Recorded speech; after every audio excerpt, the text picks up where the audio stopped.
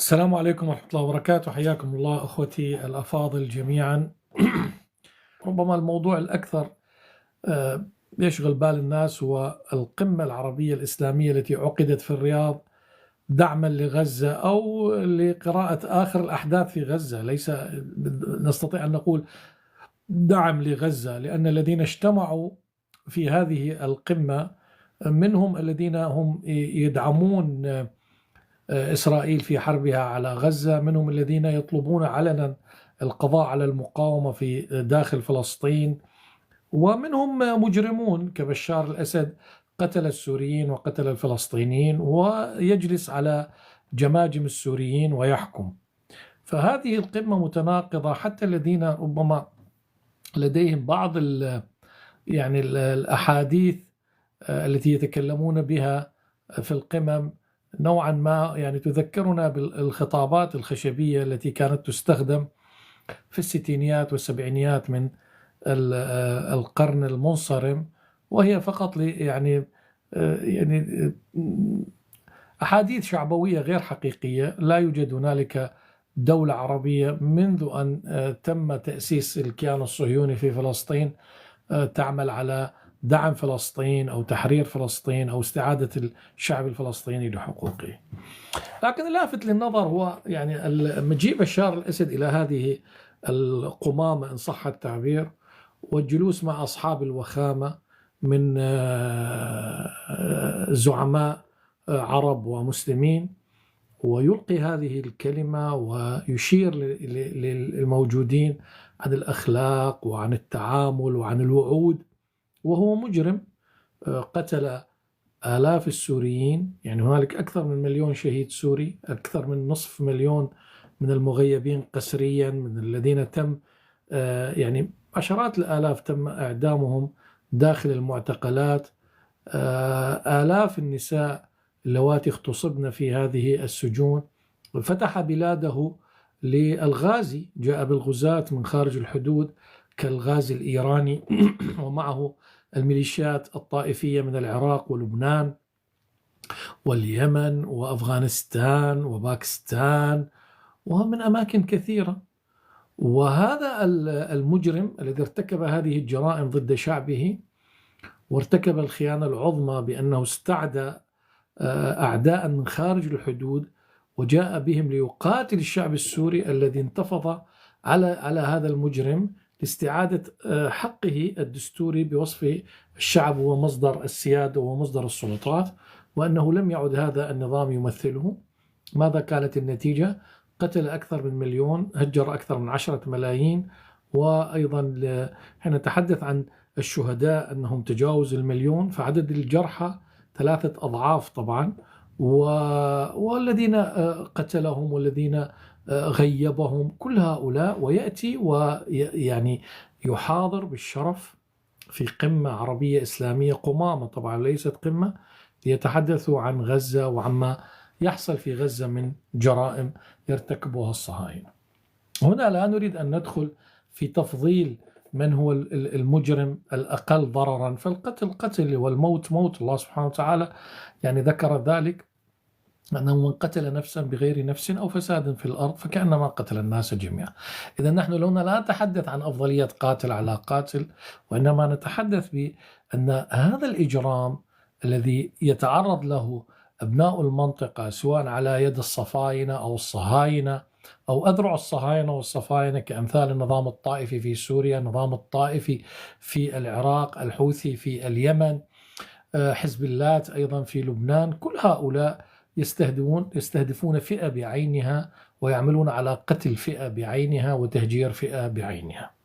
طيب، لكن السؤال الذي يدور في خلد كثير من الذين تابعوا هذه المهزلة بأن يأتي بشار الأسد ويتكلم ويحاضر بالزعماء العرب والمسلمين في هذه القمة. من الذي جاء ببشار الأسد إلى هذا المكان يدخل كالطاووس ويتم استقباله في الرياض، هذه العاصمة التي ادعت يوما أن على بشار الأسد أن يرحل سلما أو حربا، هذه العاصمة التي قال يوما وزير خارجيتها السابق أو الأسبق أنه لا قد آن الأوان لتسليح الشعب السوري لوقف المجازر التي ترتكب بحقه. هذا قاله سعود الفيصل كما تذكرون بعد أول لقاء لما يسمى أصدقاء الشعب السوري. كيف تحولت هذه العاصمة إلى عاصمة أعادت بشار الأسد إلى الحضن العربي، وأعادت إنتاج بشار الأسد في الجامعة العربية، وما زال أبواق دول التي أعادت بشار الأسد تظهر علينا كل يوم تبشرنا بأن الحل سيأتي من هذه الدول، يعني من السعودية مثلا، وأنها تعمل على إزالة النفوذ الإيراني وأن الخير قادم. يعني ألا نسأل أنفسنا هذا السؤال؟ يعني لماذا أعاد السعوديون بشار الأسد إلى الجامعة العربية؟ ولماذا دعوه إلى القمة السابقة ودعوه إلى قمة دعم غزة، أو لا نستطيع أن نقول دعم غزة أو جرائم الصهاينة في غزة، إنما هو يعني لو أتيتم بمحللين سياسيين من الدرجة العاشرة لتكلموا أفضل من أصحاب الوخامة العربية والإسلامية بكثير. يعني هم أناس يحللون الواقع مرة مثلا بلغة عاطفية، ومرة بلغة شعبوية، وأخرى بطريقة يعني سلسة دون حتى الحديث عن الجرائم التي تحصل في غزة. طيب، إذا كان كل ذلك الذي حصل بين قوسين لدعم الفلسطينيين، فكيف يؤتى بمجرم مثل بشار الأسد ليحاضر في هذا المكان وهم يعلمون بأن بشار الأسد قتل وهجر ملايين السوريين؟ هذا الأمر الذي يعني لا يترك مجالا إلا لأصحاب الذاكرة المثقوبة أو المرتزقة الذين يعملون عند دول الرز فقط، ويؤمنون بعودة يعني الحياة الطبيعية لسوريا وإزالة بشار الأسد على يد هؤلاء، وأنهم سوف ينصرون أو يناصرون الثورة السورية. متى يصحو العقل المخدر؟ أنا لا أتحدث عن العقل المرتزق. الشخص المرتزق هذا تجده مرتزق لكل من يدفع له. أما الذي يخدر بهذا الحديث، ولا شك بأن هنالك كثير من الذين يخدرون بهذه الأحاديث، ألا يكفي هذا التخدير؟ متى يصحو هؤلاء من هذا التخدير ويقولوا فقط يعني بأن الثورات العربية كلها بالمطلق هي ثورة واحدة لم يقبل بها النظام الرسمي العربي أو من تبقى من النظام الرسمي العربي، فتم العمل على إجهاض الثورات العربية، وفي القلب منها الثورة السورية بوصفها أم الثورات، وبالتالي لا بد من جعلها يعني نموذجا سيئا يخوفون به شعوبهم. وهذه الشعوب أيضا تقول لا نريد أن نصبح بحالة أشبه بحالة سوريا أو الشعب السوري الذي ثار وقاتل أعتى نظام مجرم في المنطقة، وكانت هذه النتيجة. لو أعدنا يعني دراسة الحالة بشكل سريع، لا شك يعني هنالك أخطاء وقعت بها الثورة السورية، أكيد الثورة فعل بشري، وهذا الفعل البشري هو ينقسم بشكل طبيعي، يعني العمل البشري ينقسم بين الصواب والخطأ، لا شك أن هناك أخطاء لأي فعل بشري، ولكن هذه الأخطاء لم تكن هي التي رسخت وأبقت بشار الأسد فقط، إنما مع هذه الأخطاء ومع ما يعني حصل من تآمر على الثورة السورية، تآمر ليس عربي فقط، دولي. يعني حين نتحدث منهم الذين وقفوا ضد الثورة السورية، أولا الصهاينة لا يريدون تغييرا في البناء الرسمي العربي، وفي القلب منه التغيير في سوريا، لأن هذا النظام طائفي وخدم إسرائيل، أفقر الشعب السوري، أذل السوريين، أغرق سوريا بالفساد، صنع جيش وليس الجيش الذي نتحدث عنه الجيش الطائفي المسمى بأنه الجيش العربي السوري، لا، هنالك جيش من الفاسدين والمفسدين، خرب النفوس، صنع يعني مسخا من المجتمع، يعني جزء من المجتمع مسخه تماما، لأنه مجتمع يتبع النظام في كل شيء، مخبر، عميل، تافه، رخيص، لا يحترم، قليل أدب، هذا كله صنعه النظام. هذه طائفة النظام، ليست الطائفة النصيرية التي ينتمي إليها. هذه الطائفة، طائفة الفساد والإفساد، تضم كل ألوان الشعب السوري وأطياف الشعب السوري من كل الأصناف. يعني لا تستطيع أن تقول بأن الأمر يتوقف على طائفة ينتمي إلى النظام، لكن الطائفة التي ينتمي لها النظام قواها في الجيش والأمن، يعني جعل الأذرع الخشنة بيدها، وبالتالي يمكن أن تنقض على الشعب وتقتل الشعب في حال أي تغيير يحصل في سوريا أو محاولة التغيير، وهذا ما رأيناه. وهذه الطائفة التي رعتها فرنسا هي التي سلمت لها البلاد، حتى وإن كان الفرنسيون قد فضحوا بشار الأسد في بداية الثورة حين رد عليهم. تذكرون وزير خارجية فرنسا رد على مندوب النظام في مجلس الأمن وقالوا تحدثنا بالأخلاق والوطنيات وأنت جد رئيسك لديه توقيع على وثيقة القرداحة يطالب باستقلال الساحل السوري وصناعة دولة علوية على غرار الوطن القومي الذي منحته بريطانيا لليهود في فلسطين. هذا صحيح، ولكن أيضا الذين اشتغلوا على تخريب الثورة السورية الصهاينة، الأمريكان منذ البداية وقفوا ضد الثورة السورية ولم يقبلوا بالتغيير. عودوا إلى تصريحات فورد في لقائه مع المعارضة السورية في بداية الثورة السورية وبعد مقتل غياث مطر وبعد قتل الشعب السوري. لكن الذي حصل بأن هنالك من يريد تمييع الأمور، لا يحدثكم لا عن الصهاينة ولا عن الأمريكان ولا عن الموقف الغربي ولا عن الموقف الرسمي العربي وفي القلب منه دول الرز، إنما يحدثونكم عن مشاكل داخلية وجماعات وأخوان وما بعرف إيش، وهذه القصص في تمييع القضية. لكن لو أراد الإنسان أن يتكلم بمنطقية ومنهجية سوف يتكلم عن الجميع. بماذا أصابت على المستوى الداخلي، ماذا أصابت هذه الفئة وماذا أخطأت، أين الصواب وأين الخطأ عند هذا الفصيل وذاك. لا، هم لا يريدون هذا، يريدون التعتيم والسيطرة على العقول في قضية واحدة يرددها الناس كالببغاوات دون أن ينظروا إلى الأحداث التي أدت إلى خنق وتدمير الثورة السورية وتدمير سوريا كوطن، تدمير سوريا كدولة. إذن اليوم حين ننظر إلى ما آل إليه حال الشعب السوري وأمالت إليه الثورة السورية ويؤتى ببشار الأسد في هذا التوقيت تحديدا، له مجموعة من الرسائل. منها على سبيل المثال الرسالة الأولى والأهم بأن الذي يحاضر في هذه القمة ويتكلم بالشرف مجموعة من المجرمين الذين إما أنهم قتلوا الشعب الفلسطيني أو يحاصرون فلسطين أو أنهم يتعاونون بطريقة أو أخرى مع الصهاينة. طيب، الرسالة الثانية أن بشار الأسد مرضى عنه ومرضي عنه في حتى مع مجيء ترامب الذي يبشر كثير من السوريين بأن مجيء ترامب سوف يغير المعادلة وسوف ينهي المأساة السورية. ونحن نعلم أن ترامب بقي 4 سنوات قبل ذلك. ماذا كانت النتيجة؟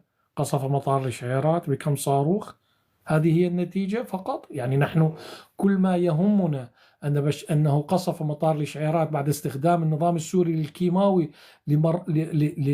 لعدة مرات. هذا هو فقط، هذا هو الغاية التي يعني فعلها ترامب. ماذا فعل أيضا ترامب؟ ولا شيء. قتل قاسم سليماني وصنع حالة كربلائية تفاخر بها إيران بأن يعني قاسم سليماني تحول إلى شخصية مثلا، يعني هم يبحثون عن هذه الكربلائيات. هذا هو فقط يعني. إذن ليس هذا يعني الأمر الذي صنعه ترامب. أما مقارنة ترامب بحقبة بايدن، لا شك بأن بايدن داعم كان ليس فقط للمشروع الإيراني، إنما قد وضع المأساة السورية في ثلاجة كاملة، لأن هذه أفكار أفكار أوباما. ولذلك قالوا بأن الولاية الرابعة، المقصود بأن ترامب أن أوباما أخذ ولاية أولى ثم الولاية الثانية ثم جاء ترامب وكانت الولاية الثالثة لبايدن الذي كان نائب لأوباما، والآن المرحلة الرابعة كان يمكن أن تأتي مع هاريس. فبالتالي هي المرحلة الرابعة بين قوسين لأوباما، فكان نجاح ترامب يعني ردا على المرحلة الأوبامية. قبل أن نتحدث عن الفروق بين الجمهوريين والديمقراطيين في الملف السوري، دعونا نتكلم عن أمر ربما أكثر أهمية من ذلك، وهو هل تتغير يعني الاستراتيجيات الأمريكية بتغير الزعماء؟ هذا سؤال مهم. ولماذا كانت الترشيحات تصب في نجاح الديمقراطيين والمرشح الديمقراطية يعني تحديدا، وليس نجاح مثلا ترامب؟ ونجح ترامب لأن ترامب كانت هناك وسائل الإعلام الأمريكية الكلاسيكية التقليدية كانت لصالح الديمقراطيين، فأوهمت الرأي العام الأمريكي والعالمي بأن النجاح شبه مضمون للديمقراطيين. وهذا الشيء يعني أصبح فيه تأكيدات أو توقعات كبيرة بأن الديمقراطيين سيبقون داخل البيت الأبيض. لكن ترامب اعتمد على وسائل التواصل الاجتماعي وتحديدا تويتر، ويبدو أن شراء تويتر قبل ذلك، قبل يعني أكثر من 2 بأن ماسك اشترى تويتر كما يتضح فيما بعد ربما أنه لصالح ترامب أو صالح عودة ترامب.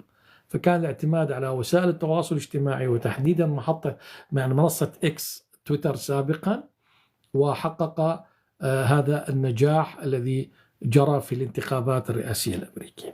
طيب، وهذه من ناحية أن ترامب عاد للحكم أو عاد الجمهوريون للحكم ب4 سنوات، هي آخر 4 سنوات لترامب أو الفترة الرئاسية الثانية بعد انقطاع. هل تتغير الاستراتيجيات الأمريكية؟ هل تتغير السياسة الأمريكية تجاه الملفات الساخنة؟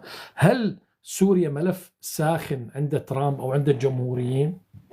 أولا، الاستراتيجيات الأمريكية لا تتغير بتغير الرؤساء، إنما كل رئيس يأتي إلى الولايات المتحدة الأمريكية يأتي بملف تحمله إياه الدولة العميقة في أمريكا أو الذين لهم مصلحة في هذه المرحلة. يعني على سبيل المثال، لو عدتم إلى أغلب الزعماء الأمريكان، خاصة بعد يعني الكتابات التي بدأ يكتبها بوب وودارد عن الزعماء الأمريكان. بوب وودارد صحفي أمريكي استقصائي يعتبر رقم 1 في أمريكا والعالم كصحفي استقصائي. طبعا هو أول عمل قدمه عام 74، يعني الآن مضى على العمل الأول 50 عاما، وهو الذي أسقط نيكسون بفضيحة شهيرة هي ووتر جيت أو موضوع التجسس الذي جرى وأسقط نيكسون. وبعد ذلك كتب مجموعة من الكتب. آخر كتاب أصدره بوب وودارد هو كتاب الحرب، الذي فضح فيه الموقف ليس الأمريكي تجاه ما يحصل في غزة، لأنه الرجل تبنى الرواية الإسرائيلية لا شك في ذلك، لكنه فضح مواقف الزعماء العرب فيما يحصل في غزة، وتحدث بكل وضوح وصراحة كل زعيم عربي كيف كان يعني يلح في قضية القضاء على غزة بأي طريقة ويريد ذلك، وفضحه الرجل في كتابه الحرب. لكن قبل ذلك له مجموعة من المؤلفات التي فضح فيها خطط الزعماء الأمريكان ولماذا أتى هذا الزعيم أو ذاك. على سبيل المثال، له كتاب غاية في الأهمية وكتاب حالة إنكار. حالة إنكار ترجم يعني هذا الكتاب ترجمتين. الترجمة الأولى كان عن دار العربية للعلوم، والترجمة الثانية عن دار الهدى في حمص قبل طبعا يعني في 2008 تقريبا أو 9. قدمت أنا هذا الكتاب وقتها في برنامجي كتاب الأسبوع في القاهرة، وقدمت الكتاب واستعنت بالترجمتين، الترجمة التي صدرت عن بيروت والترجمة التي صدرت عن حمص.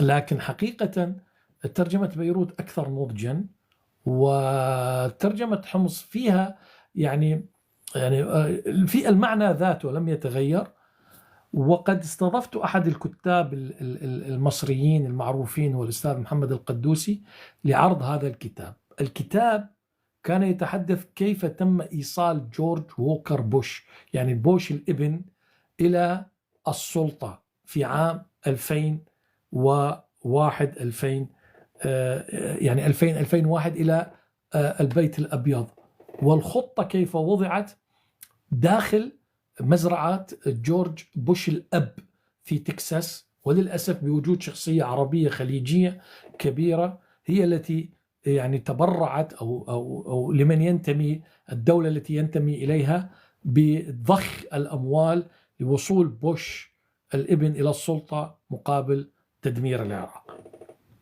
طيب هذه القضية، حين تقرأ هذه القضية أو تقرأ بأن ترامب قبل في مرحلته الأولى كان لديه تعاون مع بوتين والمخابرات الروسية وغيره وغيره وغيره، إذن الرئيس الأمريكي لا يستطيع أن يغير الاستراتيجيات الأمريكية. الاستراتيجيات الأمريكية كانت وما زالت ملك الدولة العميقة في الولايات المتحدة الأمريكية. الرئيس في القرار الأمريكي الذي يعني يختلف فيه صناعة القرار من اتخاذ القرار، لديه لاتخاذ القرار، لكن بعد أن يأتيه جاهزا ومتسقا مع الحالة الأمريكية أو مع مثلا أصحاب المال والنفوذ والإعلام وجماعات الضغط وهذه الأشياء الخطيرة التي هي داخل الولايات المتحدة الأمريكية، هي التي تحدد المسار السياسي في كل مرحلة يأتي بها زعيم أمريكي.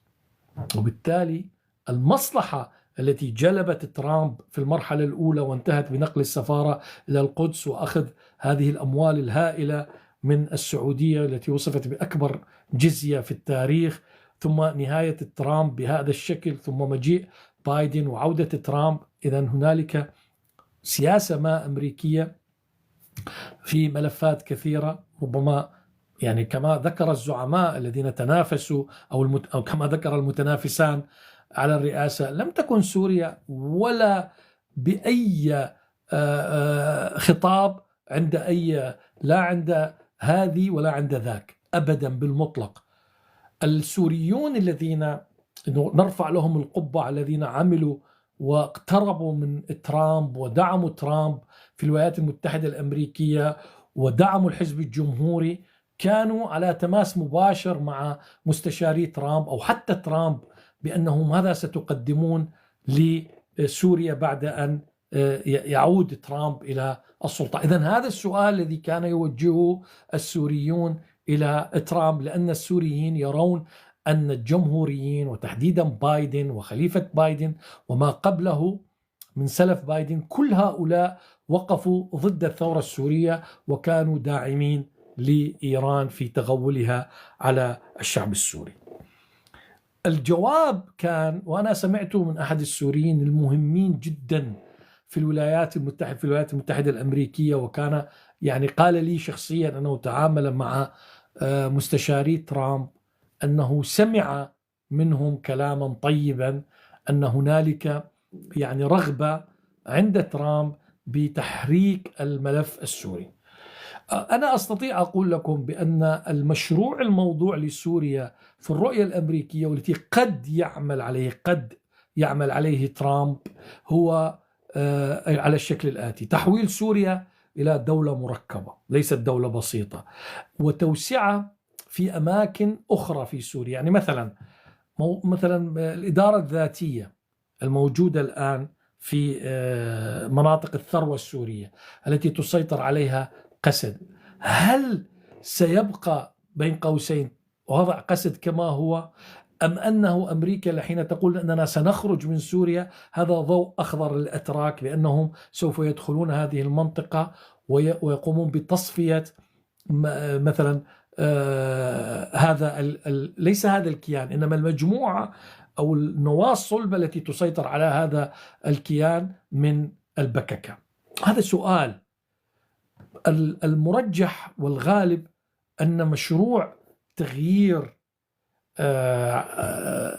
قسد أو إلغاء قسد غير مطروح الاستراتيجية الأمريكية ولا يسمحون بتغييره، إنما بتوسعته وتطعيمه بطريقة مختلفة، يعني إبقاء هذا الكيان ولكن بالتفاهم مع أبناء المنطقة، ويتم توسعة هذا الكيان وبرضاء أيضا تركي على هذا الأمر، وقد يتوسع بين قوسين هذا الكيان، ولكن لا يكون بالشكل الذي عليه الآن، إنما هو تفاهم بين أبناء المنطقة بكل تفاصيلهم بعيدا عن النسب الموجودة فيها من عرب وأكراد وتركمان وسريان وإلى آخره. هذا مقترح موجود يرضي أبناء المنطقة وأيضا يرضي الأتراك. وهنالك المنطقة الجنوبية التي دخل بها الصهاينة إلى عمق معين، هل تبقى يعني كما هي متمردة على بشار الأسد، سواء في درعا التي ما زالت رغم كل ما حصل رافضة للنفوذ الأسدي في المنطقة أو نفوذ النظام، أو فيما يحصل في جبل العرب منطقة السويدة وانتفاضة الأخوة الدروز التي يعني ستدخل عامها الثالث ليس عامها الثاني فقط، ومع ذلك ما زالت مستمرة ورافضة لأن تكون تحت سلطة النظام. فهل تبقى على هذا الوضع أو أنه سوف تخرج منطقة في الجنوب يعني أطلق عليها سياسيا القوس الدرزي بموافقة صهيونية وتكون فيها القيادة بين قوسين المنظمة يعني للدروز، ولكن القاعدة بكل ما فيها من تفاصيل هي لأبناء العرب في المحافظات الجنوبية، عرب السنة المقصود به، لأن أيضا الدروز أبناء عرب. فهذا مشروع. المشروع الروسي في المنطقة، هل يتوسع في مناطق النفوذ الروسي التي تضم بما فيها يعني النظام والساحل؟ وهل هنالك خروج حقيقي للميليشيات الإيرانية أو النفوذ الإيراني في سوريا؟ كل هذه الأسئلة الآن تطرح، وهنالك يعني خرائط تنشر وألوان. إذن سوريا تذهب إلى التقسيم المجتمعي وليس التقسيم الجيوسياسي ضمن دولة مركبة.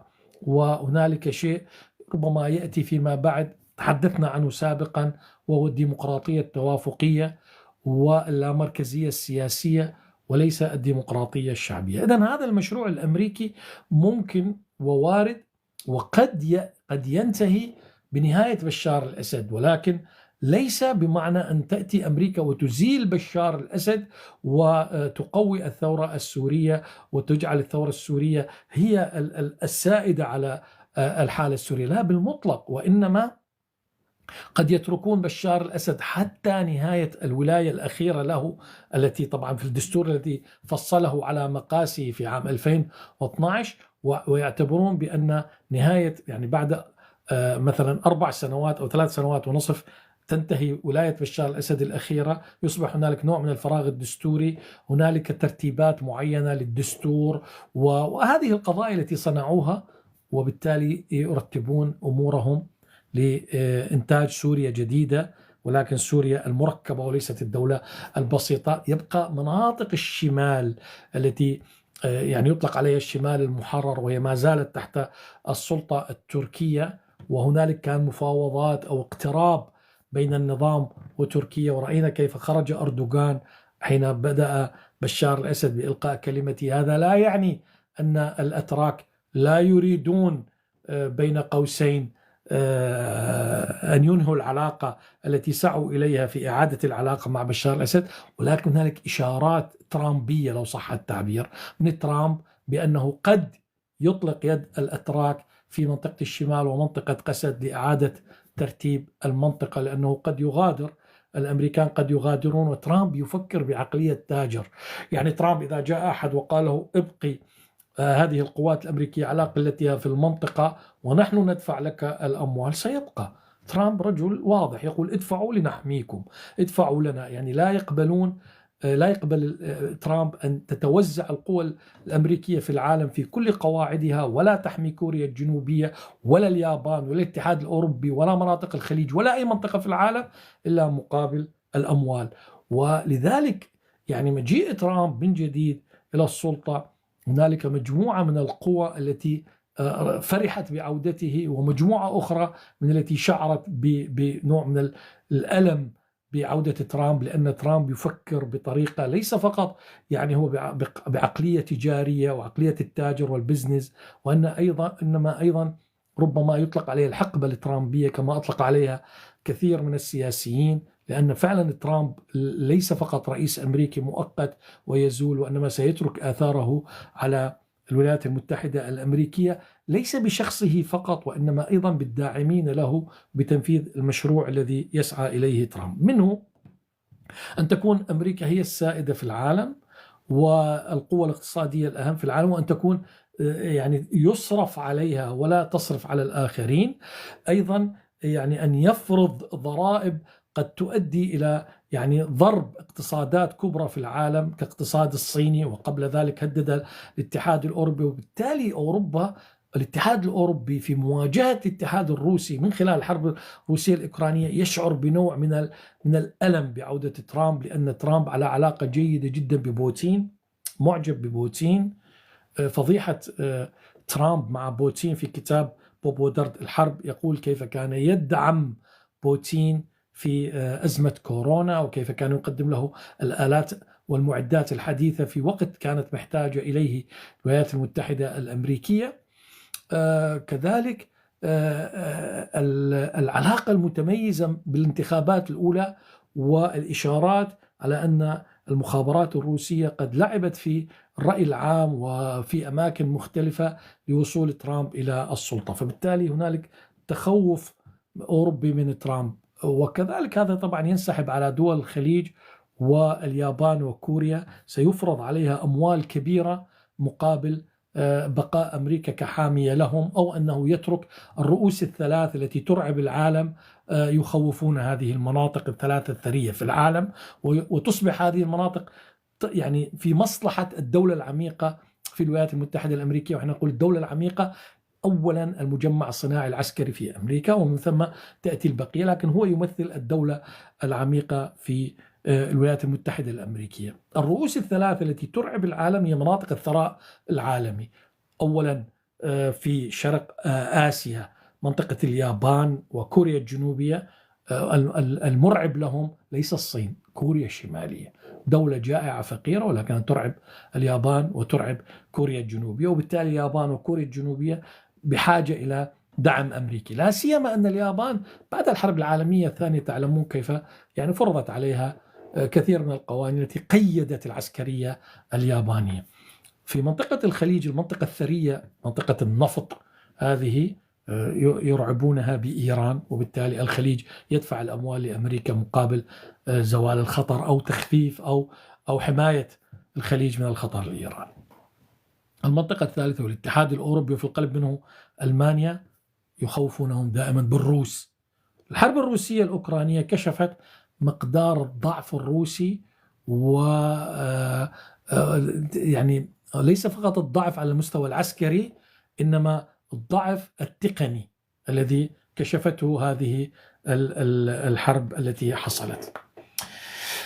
الحديث يطول حقيقة، وهنالك كثير من القضايا، وأنا لا أريد أن أستفيض أكثر من ذلك، وإنما أيضا أتمنى على الأخوة الذين دخلوا معنا، أنا لا أقرأ التعليقات، أعتذر منكم جميعا، عادتي السيئة هكذا أضع ما يعني أغطي التعليقات حتى أستطيع أن أتكلم في الموضوع الذي أريده ولا أنشغل بالتعليقات. لكن الآن من يود أن يدخل معنا في حوار، نحن نفسح المجال لكل الأخوة الذين يودون الحديث معنا، وسيبدأ الأستاذ إبراهيم مدير الحوار باستضافة الأخوة المتحدثين، فأهلا وسهلا بكم مرة أخرى.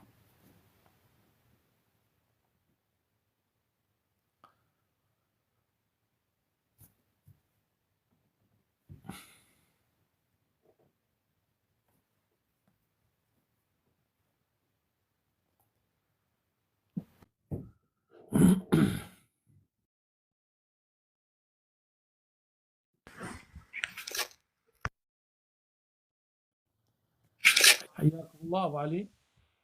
السلام السلام عليكم ورحمة الله وبركاته. حياك الله أستاذ إبراهيم، صوتك ضعيف طبعا لكن انتبه للصوت. أتوقع هيك تمام أبو أيمن. الأفضل إيه، الحمد لله ممتاز. السلام عليكم ورحمة لك الله. إدارة الحوار أستاذ إبراهيم، تفضلوا. الله، بسم الله نبدأ وبه نستعين. تحياتي لكل الضيوف والحاضرين. تحياتي أبو أيمن العزيز. أتوقع الدكتور أستاذ هيثم المالح رأيته إذا كان يسمعنا. أستاذ هيثم، ألو. على العموم ريثما يأتي. أبو أيمن العزيز، كيف حالك؟ وصلنا زمان يقولون. طمني عنك، صحتك إن شاء الله تمام؟ أستاذ إبراهيم والله بخير الحمد لله، لكن يعني في تعلم الظروف التي مرت وهنالك يعني أحداث جرت فاضطرينا للتوقف قليلا، ولكن اليوم يعني وكثير من الأخوة أرسلوا لي عتابا بأنك يعني منذ مدة لم تظهر في حوار.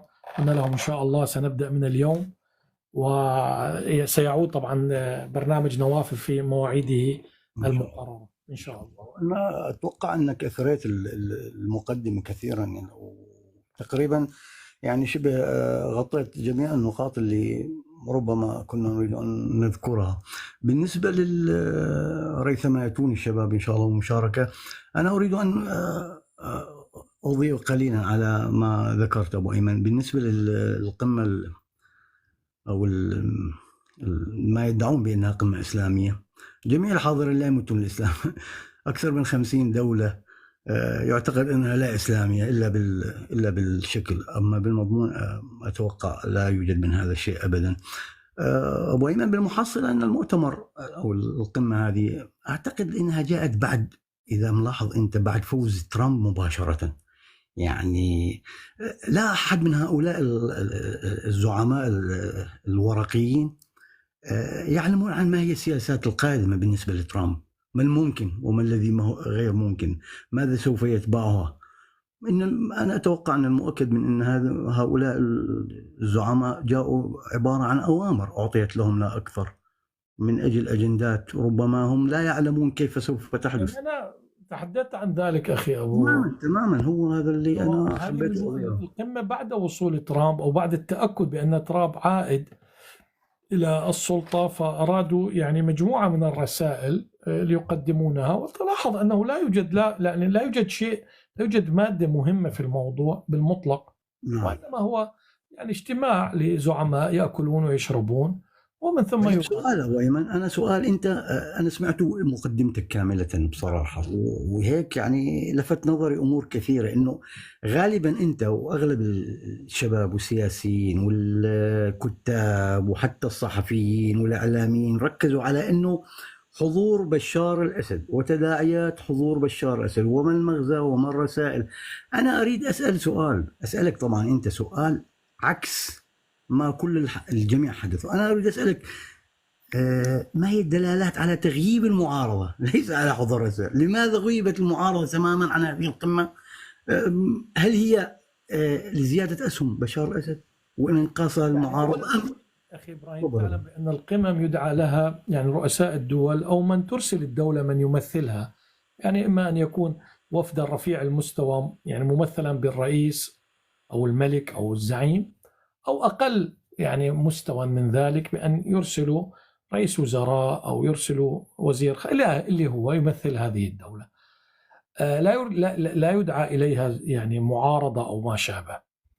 لكن لو قلت لي بأن تجميد قبل ذلك يعني مقعد سوريا، للأسف هو تجميد وليس إعطاء، في فارق طبعا بين الأمرين. يعني حين جمد مقعد الجمهورية العربية السورية في الجامعة العربية، مثل سوريا معاذ الخطيب وقتها ك يعني بديل عن النظام ووضع علم الثورة، لكن لم يقر هذا الأمر، لا سيما بعد الانقلاب الذي حصل في مصر. فرضت الدولة التي عمليا هي التي تسيطر على جامعات الدول العربية أنه لا نظام ولا معارضة، هكذا يعني لا نظام ولا ثورة. وبقي الأمر حتى قامت السعودية بإعادة إنتاج بشار الأسد مرة أخرى ودعته سواء إلى قمة البحرين أو الرياض. اليوم حين نتحدث عن هذه القمة سيأتي أكيد بشار الأسد أو من يرسله بشار الأسد. هذا صحيح، لكن في مقابل ذلك وهو الأهم أن هذه الكلمة التي تؤشر إلى أمر واحد، أن الثورة قد انتهت وأن بشار الأسد عاد، وبشار الأسد ينظر في الجرائم الصهيونية التي ترتكب في غزة، وهو الذي ارتكب أضعاف مضاعفة منها في سوريا. أظن بأن أيضا أستاذنا أستاذ هيثم المالح انضم إلينا، أستاذ إبراهيم، لنسمع منه تحليل عام عما حصل، فلك الإدارة. السلام عليكم أستاذ هيثم. اهلا وسهلا يا اخي. انا والله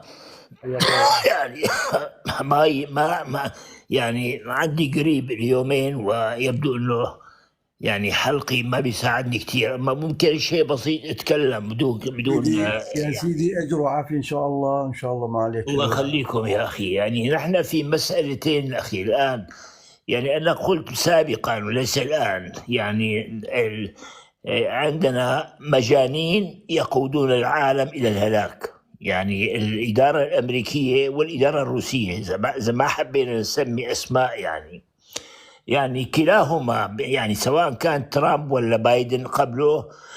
بايدن ديمقراطي وترامب جمهوري. الجمهوريين أكثر شراسة وأكثر عدوانية من الديمقراطيين من حيث المبدأ. يعني الأمر الآخر بوتين كمان، بوتين اللي هو أمام خسارة أوكرانيا اللي مع الأسف الشديد يعني هو لا يريد أن يعترف أنه كان أضعف من أوكرانيا في حربه عليها. يعني كذلك بوتين يقود العالم إلى الدمار وإلى الهلاك، كل منهما، كل الدولتين سواء الولايات المتحدة الأمريكية أو روسيا تتنافسان في تصنيع أسلحة الدمار الشامل لإهلاك البشرية.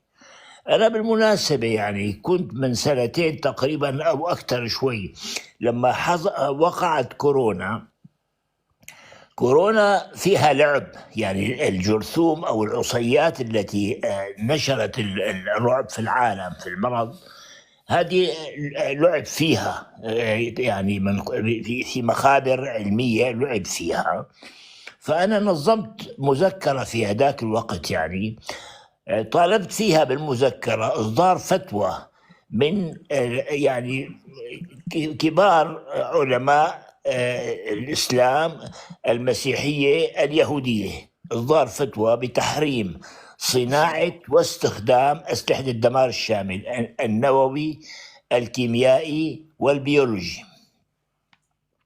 هذه المذكرة أرسلتها إلى بابا الفاتيكان، أرسلتها إلى أحد الحاخامات اليهود غير الصهاينة، أرسلتها إلى نعوم شومسكي في أمريكا، أرسلتها إلى الجانب الإسلامي إلى اتحاد علماء المسلمين في الدوحة في قطر، أرسلتها إلى شيخ الأزهر. بالمناسبة أنا لما كنت في مصر قبل ما أمنع من دخول مصر سعيت لأن أقابل شيخ الأزهر وأتحدث معه حول هذا المشروع. مشروع كتير مهم يا أخوي. يعني أنا قلت نحن المسلمين نستطيع أن نتسلم قيادة العالم أخلاقيا، لأنه حقيقة نحن عندنا أسس للموضوع. وأنا لما كتبت هذه المقال أو هذه المذكرة بالأحرى ونشرتها، نشرت معها مقال حول قواعد الاشتباك في الحروب في الشريعة الإسلامية، قواعد رائعة جدا غير موجود منها بالعالم. يعني وأنا كان وجهة نظري أنه نحن كمسلمين نستطيع أن نقود العالم أخلاقيا. وكنت أنا في زيارة للسفير السعودي في القاهرة، وتحدثت معه حول المشروع، فهو أخذ التليفون وحكى مباشرة مع مدير مكتب شيخ الأزهر، وقال له عندي الأستاذ هيثم مالح وعنده مشروع كذا كذا، بده يشوف شيخ الأزهر. سكر السماعة الزلمة، قال لي شوف إذا كان ما بدها موافقة أمنية بكرة بتزور شيخ الأزهر، أما إذا بدها موافقة أمنية أنا ما دخلني. الحقيقة طلع بدها موافقة أمنية. انتظرت 6 أشهر كاملة حتى ألتقي شيخ الأزهر، ومنعوني الأمن المصري، منعت. لا سمحوا له باستقبالي، مش منعت أنا يعني بقوة، لا. والمذكرة موجودة، واتصل في الدكتور علي قرضاغي من الدوحة، قال لي يا أستاذ هيثم هذا مشروع كبير كتير ومهم، يعني نحن بدنا نساوي نعمل ندوة وندعوك لإدارتها. ومنذ ذلك الوقت حتى الآن ما صارت الندوة. أرسلت المذكرة إلى المجلس الإسلامي السوري في إسطنبول، أرسلتها للدكتور ياسين أخطاي كمستشار أردوغان. يعني حاولت أنا أقدم شيء للعالم الحقيقة، ليس إنا كسوريين يعني، لا، للعالم، لأنه هذا موضوع كتير مهم يعني.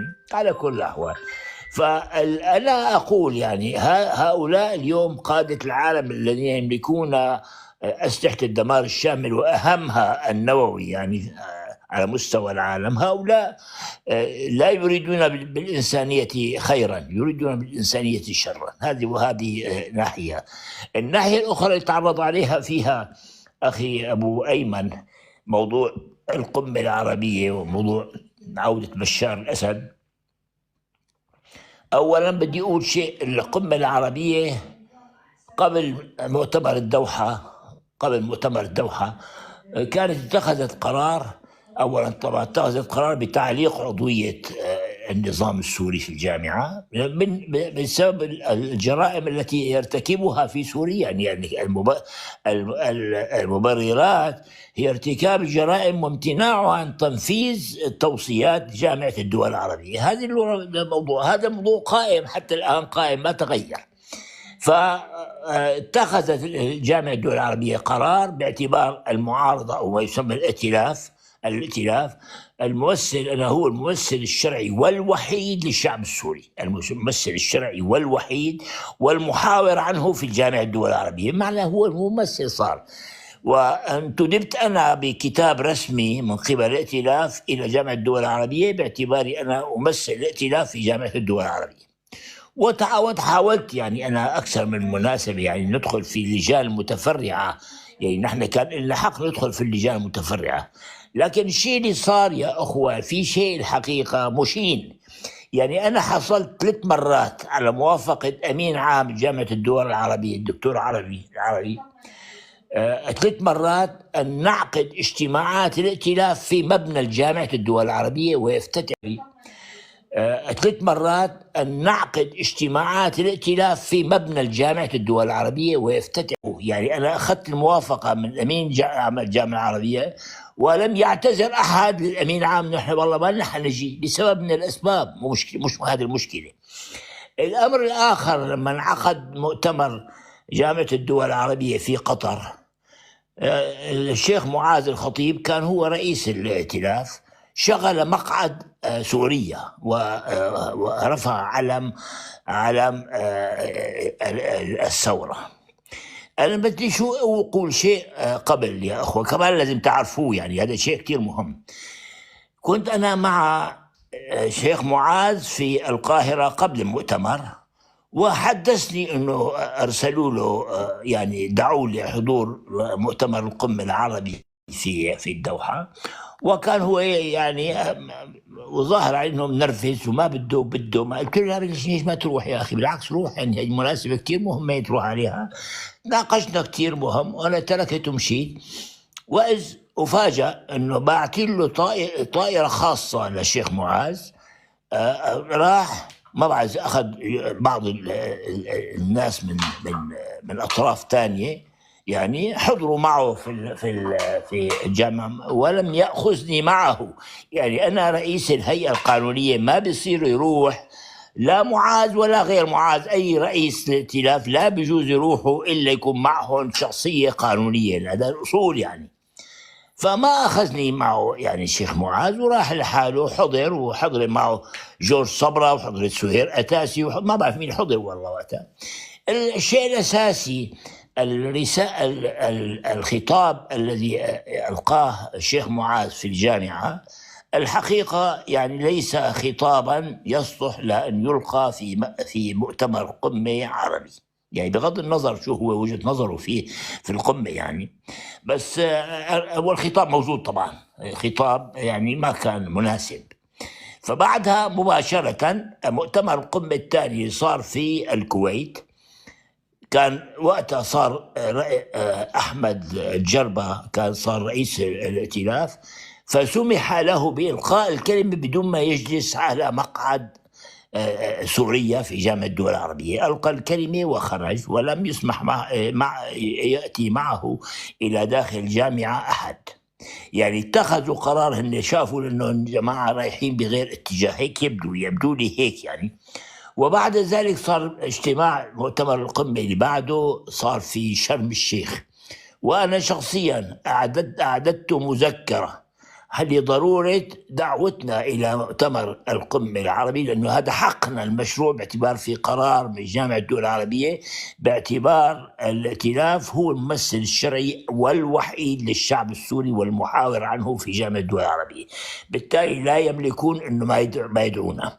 اللي حصل حتى في مؤتمر الكويت، حتى انا بحكي كلام كتير مهم يا شباب، حتى في مؤتمر الكويت اللي ما سمحوا فيه لأحمد جربة أنه يقعد على الكرسي، في هذا المؤتمر أكدوا على قرارات الجامعة العربية، وخاصة قرار مؤتمر القمة في الدوحة، وأن الائتلاف هو الممثل الشرعي.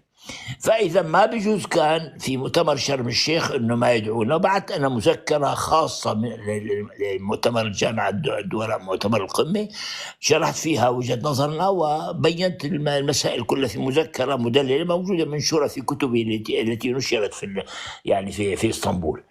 وبعدها صار في مؤتمر بموريتانيا أظن، يعني كمان بعثت، يعني أنا كل مؤتمر بعد هذاك المؤتمر كنت أرسل مذكرة إلى مؤتمر القمة وأقول نحن من حقنا نحضر. الآن هذا قرارات جامعة الدول العربية السابقة حول موضوع تعليق العضوية وموضوع الاعتراف بالائتلاف إلى، ولا أحد تكلم في هذا الموضوع. يعني أنا بدي أقول شيء يا أخوي، لأن نحن إعلاميا قياديا قانونيا ما عندنا، يعني أنا كنت الوحيد يلي في الائتلاف، يعني كنت أعمل في بشكل قانوني يعني. وحتى نحن اللجنة كلها اللي هي تابعة لي 5 أعضاء، ما أحد منهم مسك ورقة وقلم وخط سطر واحد ولا كلمة واحدة. كنت أنا أحمل عبء المشروع كله، والائتلاف كان في جهة وأنا كنت في جهة أخرى، ويعني لا تؤاخذوني، ما بقدر أكمل أكثر من هيك. شكرا جزيلا.